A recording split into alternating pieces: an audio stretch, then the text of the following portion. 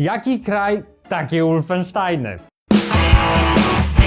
Okej, a teraz już na serio. W tym filmie opowiemy Ci o bardzo ciekawej polskiej serii FPS-ów, czyli o Mortyrze. My jesteśmy Przemojcy z kanału, no nie? I zapraszamy. W 1999 roku nieistniejące już studio Mirage Interactive wydaje swój największy bestseller. Jest to FPS, w którym walczymy z nazistami w alternatywnej wersji historii, a klimat gry łączy w sobie elementy fantastyczne i podróże w czasie. Strzelanka, w której walczymy z nazistami, elementy fantastyczne. Kurczę, gdzieś to już chyba widziałem, tylko nie potrafię sobie przypomnieć gdzie. Akcja gry rozpoczyna się w 2093 roku w alternatywnym świecie rządzonym od wielu lat przez nazistów. W czasie II wojny światowej, gdy szala zwycięstwa przychyliła się na stronę aliantów, Niemcy zbudowali wehikuł czasu i z jego pomocą ściągnęli z przyszłości potężny artefakt. Dzięki jego mocy w 1944 roku przeprowadzili zwycięską kontrofensywę i opanowali cały świat. Jeden z naukowców pracujących nad maszyną, profesor Jürgen Mortyr, zauważył, że ciągłe eksperymenty z czasoprzestrzenią przyczyniły się do katastrofalnych zmian w klimacie. Będąc w głębi duszy przeciwnikiem ustroju nazistowskiego, postanowił zmienić bieg historii i ocalić świat zarówno przed hitlerowcami, jak i ekologiczną zagładą. Wysłał swojego syna Sebastiana do 1944 roku, czyli w czasy poprzedzające zbudowanie maszyny, z zadaniem zebrania i zniszczenia całej konstrukcji wehikułu i zlikwidowania chroniących maszynerię niemieckich komandosów. Grę rozpoczynamy cofając się do 1944 roku i robimy to co zawsze. Zdobywamy broń, przemierzamy zamek, pokonujemy nazistów, aż do pewnego momentu, gdy coś poszło nie tak i musimy wrócić z powrotem do 2093, które zdradzają zarys fabularny, a przy okazji pełnią funkcję apteczki. Oczywiście nie doszukujmy się wielkich, rozbudowanych fabuł, bo wtedy od strzellanek oczekiwano po prostu solidnej rozwałki. Do pudełkowej wersji gry była dołączona specjalna instrukcja, która zdradzała więcej z fabuły gry. Była to wtedy częsta praktyka, gdzie twórcy chcą oszczędzić miejsce na płytach CD, a jednocześnie sprawić, by gracz mógł się jakoś zanurzyć w ich grę, dołączali tego typu przewodniki. Mamy tu bronie z okresu II wojny światowej, jak i te wymyślone na potrzeby gry. Znajdą się też easter eggi, które zrozumieją tylko Polacy, takie jak czołg Rudy 102 z 4 pancernych i psa. Grafika dziś nie powala i nawet wtedy nie powalała. Niemniej w kraju nad Wisłą znalazło masę fanów, a studio Mirage otrzymało spory jak na tamte czasy zastrzyk gotówki. Gra dostała baty za granicą, czy dobrze, czy źle, nie mnie to oceniać, na pewno wtedy na zachodzie były już dużo lepsze produkcje niż ten Mortyr. Nie jest to zresztą pierwszy raz, kiedy gra świetnie po prostu przyjęta w Polsce jest krytykowana za granicą. Pozdrawiam z tej strony panów Gotika. Żeby lepiej zrozumieć sytuację Mirage w tamtych latach, zwykle wydawali małe gry, których koszt sprzedaży zwracał koszt produkcji. Mortyr sprzedał się na tyle dobrze, że w podobnym czasie studio robi kilka gier jednocześnie. Między innymi Another War, a także niewydaną nigdy grę na licencji Warhammera 40 000. Studio Mirage jest niezwykle ciekawym kąskiem historycznym, więc tutaj od razu Wam mówię, że pewnie jeszcze nie raz wróci na kanał. Na kolejną odsłonę fani musieli poczekać aż do 2004 roku. Mortyr 2 Forever rezygnuje z alt-histem zapoczątkowanym przez swojego poprzednika i pozostaje w settingu II wojny światowej.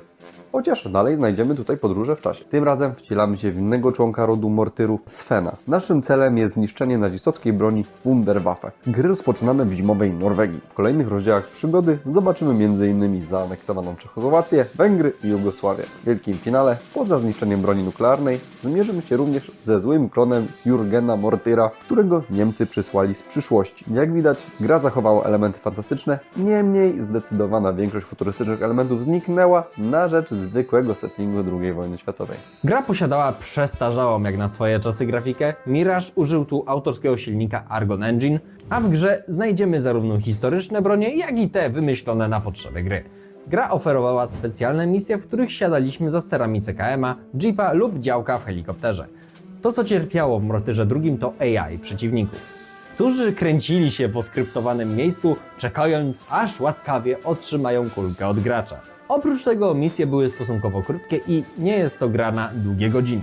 Gra sprzedała się nie najgorzej, jednak był to ciężki okres dla Mirage, który popadał w coraz większą spiralę długów. W dużym skrócie było to spowodowane zachwianiem płynności finansowej przez kasowanie projektu z Warhammerem oraz fuzję z firmą, którą gracze znają dziś pod nazwą Cenega. Dla wielu fanów tego studia była to ich ostatnia dobra gra. Mirage został postawiony w stan likwidacji w 2006 roku a prawa do marki Mortyr wykupiło w tym czasie inne warszawskie studio City Interactive, znane dzisiaj jako CA Games, które możecie kojarzyć m.in. z cyklem Sniper Ghost Warrior, a także Lords of the Fallen. Mortyr 3 Akcje dywersyjne to wydana w 2007 roku kontynuacja ze stajni, tym razem City Interactive. Jest to trzecia odsłona serii Mortyr, w której akcja dalej osadzona jest w realiach II wojny światowej. Fabularnie wciąż wcielamy się w kogoś z rodziny Mortyrów, tym razem jest to Anglik polskiego pochodzenia John Mortyr, komandos, który wykonuje misje dywersyjne na tyłach wroga. Tak, bardzo ambitnie to wszystko powiązali, jak widać.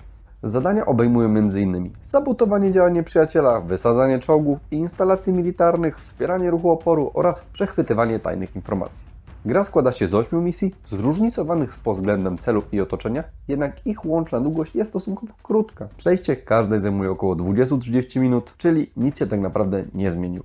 Rozgrywka próbuje położyć nacisk na taktyczne podejście, zachęcając gracza do ostrożnego działania i korzystania z osłon, ale wychodzi to różnie. Bezpośrednie starcia z wrogiem, co do zasady bez odpowiedniej strategii, mogą prowadzić do szybkiej śmierci postaci. Ale AI nie jest szczególnie rozgarnięte. Jak jesteśmy już przy AI, to mówmy aspekty techniczne.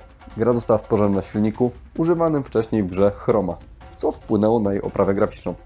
Mimo że niektóre elementy prezentują się znośnie, całość nie dorównuje ówczesnym standardom. Występują liczne błędy techniczne, takie jak przenikanie obiektów czy problemy z fizyką postaci po śmierci. Efekty dźwiękowe, w tym odgłosy wystrzałów i okrzyk przeciwników, są na przyzwoitym poziomie, a muzyka w menu głównym została pozytywnie oceniona przez graczy. Muzyka została oceniona dobrze i to chyba jedyny aspekt, który został dobrze oceniony przez graczy w tej produkcji. Mortyr 3 Akcje dywersyjne spotkał się z mieszanymi opiniami. Chwalono go za najmniejszą akcję i zróżnicowane misje, jednak krytykowano za krótki czas rozgrywki, błędy techniczne oraz przeciętną oprawę graficzną.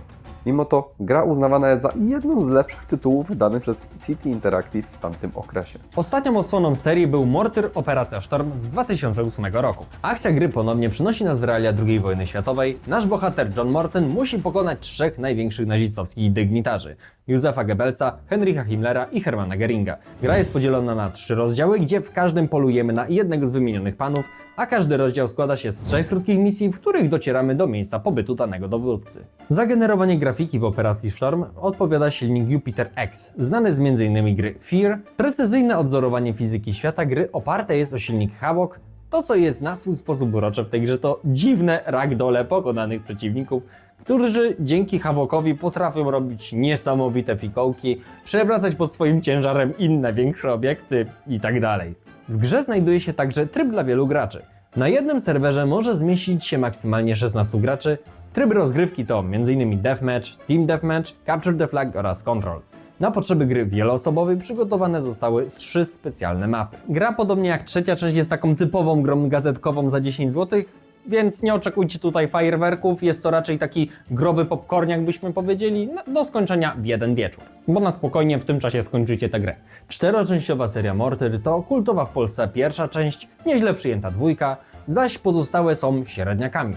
Czy warto zagrać w te gry lub wrócić do nich po latach? Jeśli szukacie takiego growego popcorniaka, gdzie fajnie się pobawicie, ale nie będziecie oczekiwać fajerwerków, to polecam spróbować, jeśli uda Wam się znaleźć gdzieś kopię tych gier. Przypominamy, że jeśli do końca roku wbijemy 10 000 subów, zrealizujemy materiały m.in. o Sniper Ghost Warrior 3 w ramach niepoważnych analiz, a także zrobimy historię serii For Honor. Te i inne bonusy rozpisaliśmy w opisie filmu, więc jeśli jeszcze tego nie robisz, proszę Cię o zostawienie suba na kanale, abyśmy mogli nagrać te filmy. Jakie są Twoje wspomnienia z marką Mortyr? Grałeś lub chociaż w ogóle słyszałeś trochę o tym zapomnianym polskim Wolfensteinie? Komentarze są Twoje. My się widzimy już niedługo przy okazji kolejnych filmów. Również żegnam cieple. Na razie. Do zobaczenia.